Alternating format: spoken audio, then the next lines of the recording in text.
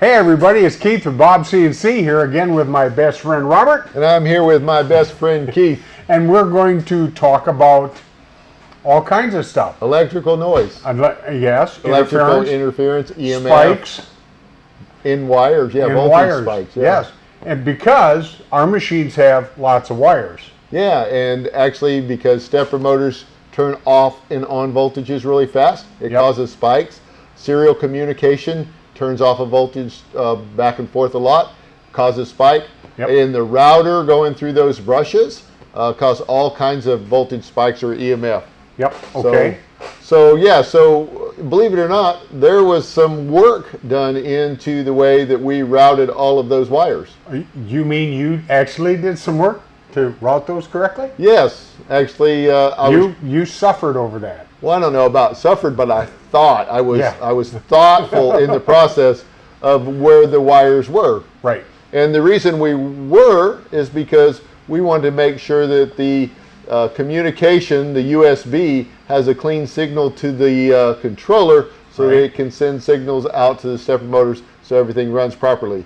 If you're having problems with the universal G code just disconnecting, like when you turn your router on, or just random errors where just things stop and it doesn't make sense, there's a good chance that you'll have electrical interference. So we've spent a lot of time with the Evolution series, well, and the KL series, but here we're just going to talk about the Evolution series since it's fairly new. So here I have a picture of the back of the Evolution, and here's where that is. It is. I did a good job. You did a great job. Keith actually wired this. Yeah, he yelled at me quite a bit. If you see any mistakes, yeah, it's his. Okay. Anyway, here's the controller, but you can see that the home wires are down low, right? Or up high, and the stepper wires go in the middle, and then the USB kind of splits those. This gap is important, the distance between those. Same for the other side. We put the home switch wire low and kept that high, and we found that this was a good way to eliminate the issues from the controller noise, right? Or from the electrical noise. I mean, there's a real practical application when we were in development on the KL. Right. Oh, you remember that? Well, yes, because it was a frustrating kind of a thing. It was. Because we couldn't get a G code file to run all the way through for a period of time. And then one day it would run great, and the other day it wouldn't run at all. And we were thinking, making bad connections or something. So we did some things on the back of that gantry to move the home switch wires away from the servo encoders, and boom, our problem stopped. Absolutely. And that's the way we run it. It made a believer in me, because I didn't think noise could do that. You didn't believe me before then? Well, I might have believed you, but I certainly didn't understand the concept. I don't think you believed me. Well, go ahead.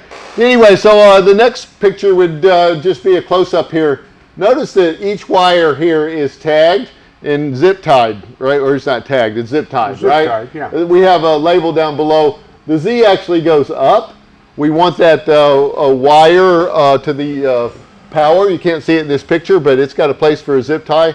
The reason why we took so much time to do this is we don't want any relative motion between the wires and the controller, right? Because if that happens, we go back and forth, eventually connections break. They're not meant for that.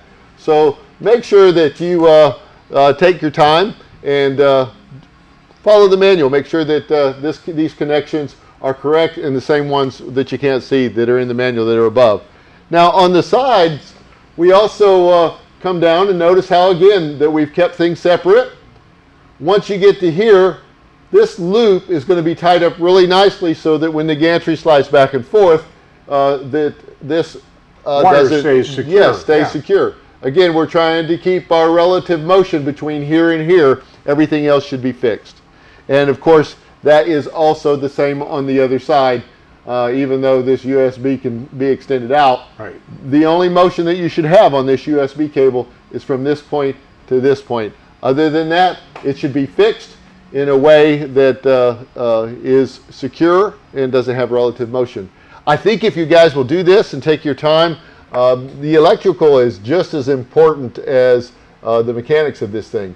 If you have done sloppy work here, your machine will run sloppy. It will give you troubles. So please pay attention to the manual. Every step's in there has a purpose. I mean, there is no fluff in there. And make sure that you pay attention to the wire routing. So if your wiring looks like a bowl of spaghetti, there might be a problem.